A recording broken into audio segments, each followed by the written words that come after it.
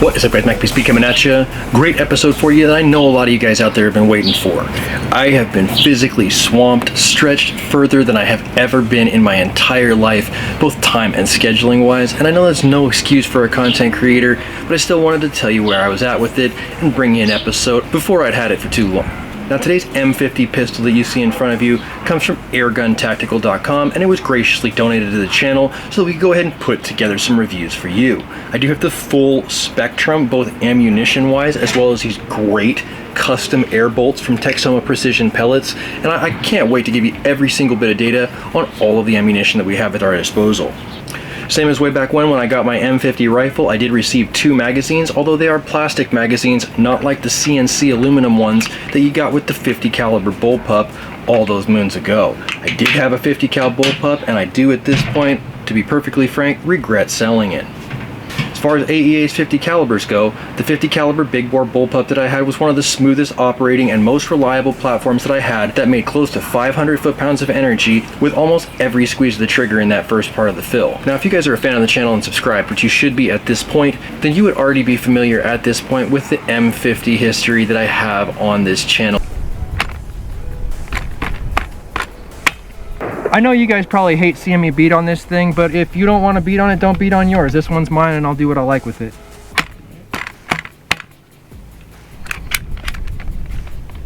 Guys, see this wiggly stock? It's not a problem with the M50. I stole my cheese dick stock off of my S45 and slapped it on here so I'd have a good one on the semi-automatic offering. I did not like my M50 rifle. It was very difficult for me to chamber it. You guys saw me beat that bolt handle mercilessly and really try and get the thing into battery, but it was like nothing I had ever experienced as far as air guns are concerned.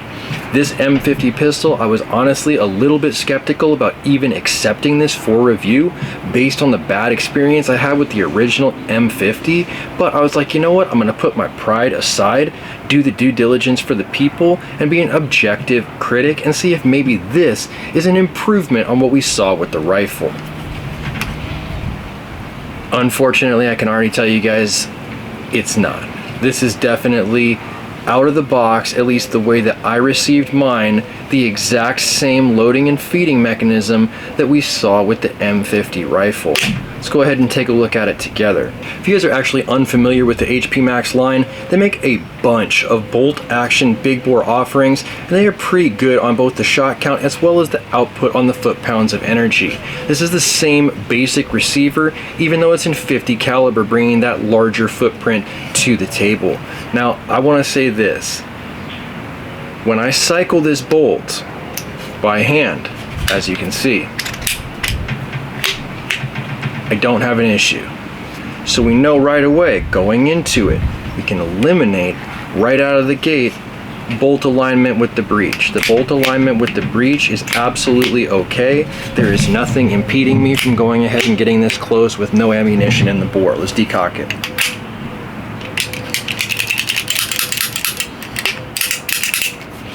I don't know, I've had them not decocked before, so I definitely pull the trigger a bunch of times just to be sure. Better safe than sorry in a residential neighborhood like this, where an accidental discharge might actually call the boys in blue. Let's go ahead and take this one step further. Let's put a magazine in this and see if it's actually the magazine alignment that might cause the bolt to hang up instead of just the, bolt in the bore. Let's take it one step further, right? Okay.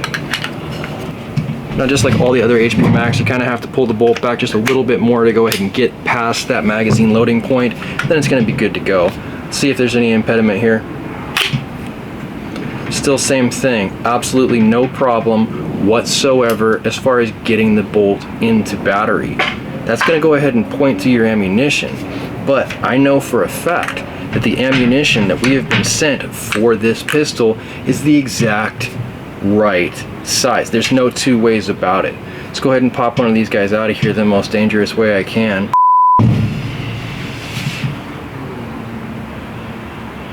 This is from Jim at Texoma Precision Pellets, and it's perfectly sized to .495. This is the exact size. This is the exact recommended shape, exact recommended vendor from Ben Tack himself. I asked Ben what the best shit for this was because I was frustrated with my old M50 problems, and I definitely did get the response from him that this is going to be the way to go. I know there's a lot of companies out there that make .495 in really reliable sizings, but this, like I said, I went straight to the horse's mouth on this one, and this is what I got informationally. Let's decock this guy.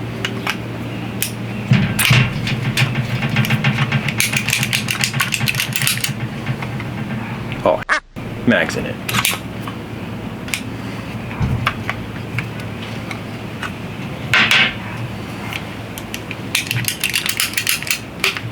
Good to go. Weapons clear, weapons safe.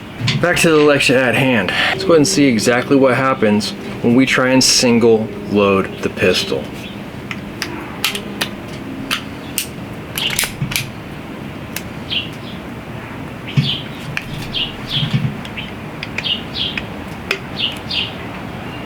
You guys can see that right there.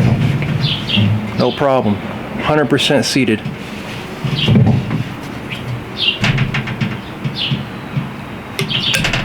And then you get to this point right here, man. And it just refuses to go unless I start beating on it. Before I start beating on it and get this thing truly into battery, this is the amount of space that I have left to run it still on the bolt handle channel.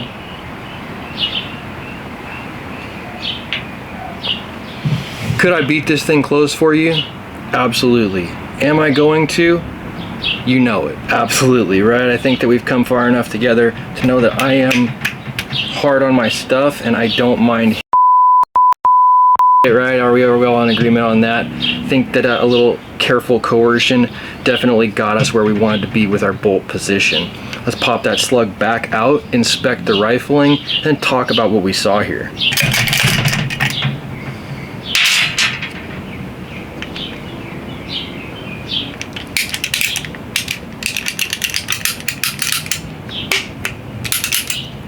Weapon is safe, weapon is clear. Now you guys can definitely see that there are definitely rifling grooves on all four of those drive bands, and you probably can see looking at it up close at this point that these are definitely sized correctly. Both of those things taken into account, let's talk about what we know. The rifling on these M50 barrels starts about a 1/4 inch too early. This is confirmed by a good machinist, a guy over at Lucky 7 Air Ammo, the guy who actually owns the company, and he pointed this out when I sold him my previous M50.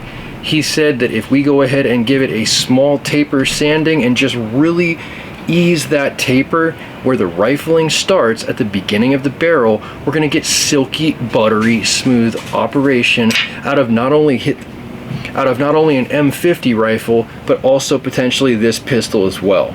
I've already gone ahead and done the due diligence as far as ordering the sanding cones. I think I'm going to go ahead and need to get this taken care of for you guys and put together a good video as far as a how-to is concerned to get these things up and running with optimal performance, but I think it's something I definitely do want to take the time to film and suss out for you guys.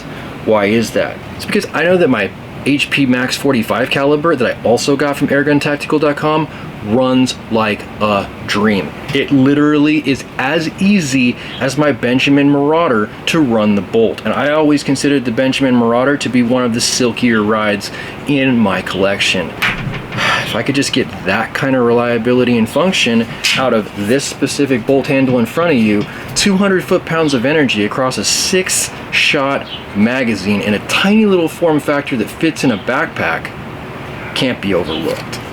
Now when it comes to thinking about using this particular package as an arrow launcher, it's not going to go ahead and impede your progress at all whatsoever to just stuff this thing down the muzzle. There's no problem at this point completely cocking it and getting it back where it needs to be, locked in and ready to shoot, with a projectile being muzzle loaded. It's just the backside of the rifling on the barrel where it leads in from the breech. Now the M50 didn't actually come with this fiber optic sight rail that you see in front of you. That's something special and custom that I had actually added to my rig, and they are available for you guys, but I'm only making 25 of them. They will be numbered, they will be serialized, they will be limited, so do get at me in the pinned comment email address below if you do want one of these rails. I think that the last thing that I could show you guys before we go ahead and wrap this episode up is the comparison to a standard issue compact form factor pistol like the Defender 2 Compact.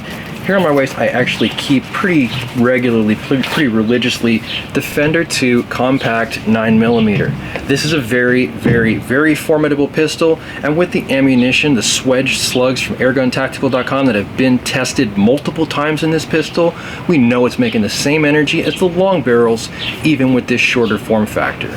Can't overlook something that makes that kind of energy and that kind of caliber with this kind of size difference. You can see right away that the 50 caliber is definitely outside the realm of a traditionally sized pistol, but still definitely smaller than a micro carbine.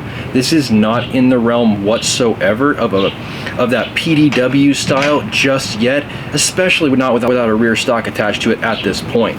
Now you guys can see there is the ability to go ahead and utilize all AR compatible type stock options, but at this point I do want to go ahead and focus on giving it that one-hand business style pistol shooting approach that so many people have asked of me. I feel like I have stout enough hands or forearms to be able to level this thing out, adjust for the weight, and hopefully get it on target with the fiber optic sight. Now, contrary to popular belief, I actually do have a 9-to-5 job, which I have been working about 60 hours a week at during the summertime, because that's the time that all the kids are out of school. We do a bunch of school renovations, so on and so forth. Having said that, I haven't gotten to the range yet to give you the physical power testing. I do want to get the taper sanding done before we go to the range this weekend and get that performance and function of a magazine dialed in so that people can see what they can really expect if they just give these things a little bit of love. I think it's going to be a great place to go ahead and end the episode, but if you like the episode, give it a thumbs up. You want to see more content like this, make sure you subscribe for more with that notifications button so you can stay current on the channel as well as when these videos come out. If you really like this video and you're really enjoying this platform, make sure you share it so somebody else can see it. And I'll catch you boys in the next one.